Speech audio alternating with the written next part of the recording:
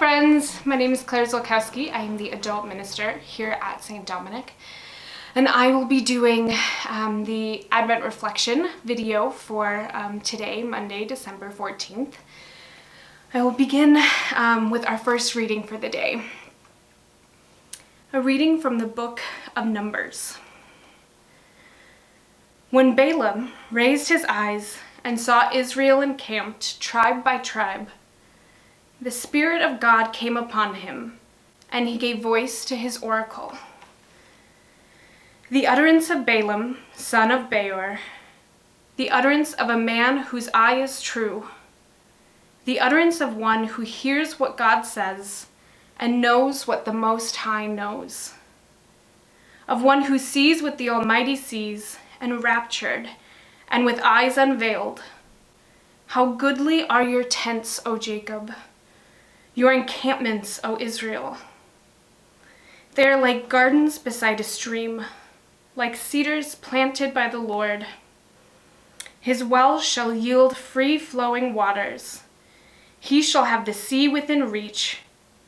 His king shall rise higher, and his royalty shall be exalted. Then Balaam gave voice to his oracle. The utterance of Balaam, son of Beor, the utterance of the man whose eye is true, the utterance of one who hears what God says and knows what the Most High knows, of one who sees what the Almighty sees, enraptured, and with eyes unveiled. I see him, though not now. I behold him, though not near. A star shall advance from Jacob, and a staff shall rise from Israel. The word of the Lord. There are many layers of meaning to the Advent season, but one that is most notable for me right now is the sort of theme of light in the darkness, right? First of all, Advent and Christmas occur literally in the darkest time of the year. I'm sure you have all noticed the increasing amount of nocturnal darkness as we have shorter days and ever increasing nights. And yet, we light our Advent wreath to counteract this increasing darkness. As the days grow darker, our wreaths grow brighter, as week after week we light an additional candle. The winter solstice, the darkest day of the year in the Northern Hemisphere, occurs only a few days before Christmas Day. So Christ's birth is literally bringing light into the absolute darkest of darkness on Earth, at least for us in the Northern Hemisphere.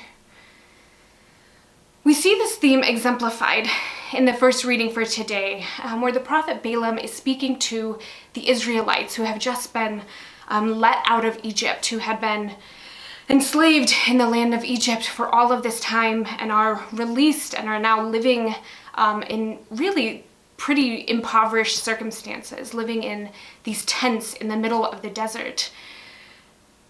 And Balaam sees these tents and the poverty of the people, and he gives this prophecy that we read today, bringing light to their darkness.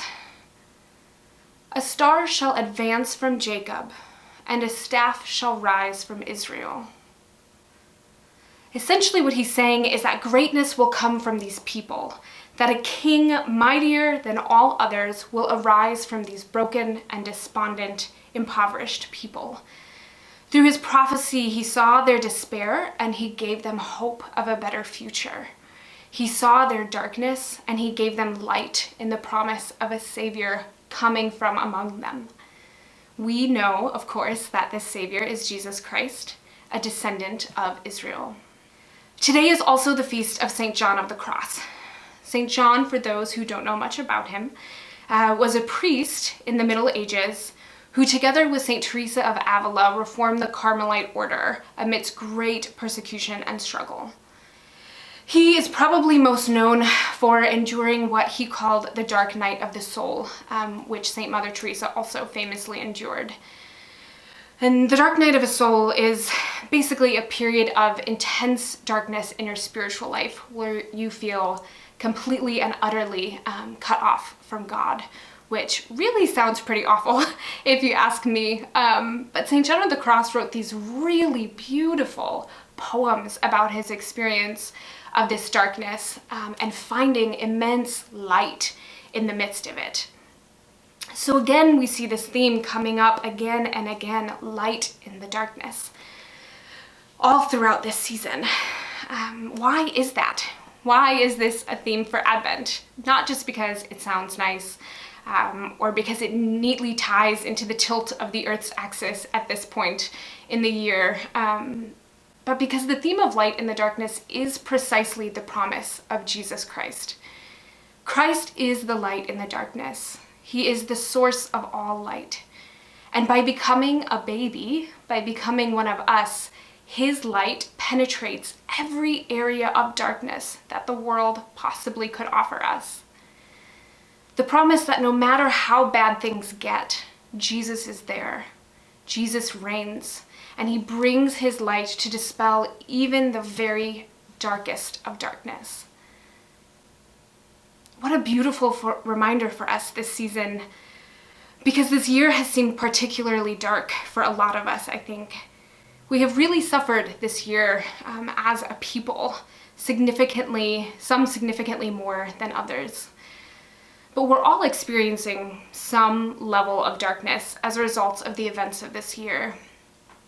And yet we light our Advent wreaths every Sunday and remember that Christ is our light, ever present, bringing hope, love, joy, and peace in the midst of this darkness. So my challenge for you in this third week of Advent is to look for the light. Where is Christ's light shining in your darkness? Where is he reaching in to dispel the darkness in your life right now? Because as it says in John's Gospel, a light shines in the darkness, and the darkness has not overcome it. So brothers and sisters, this Advent season, I encourage us all to look for the light. Thank you.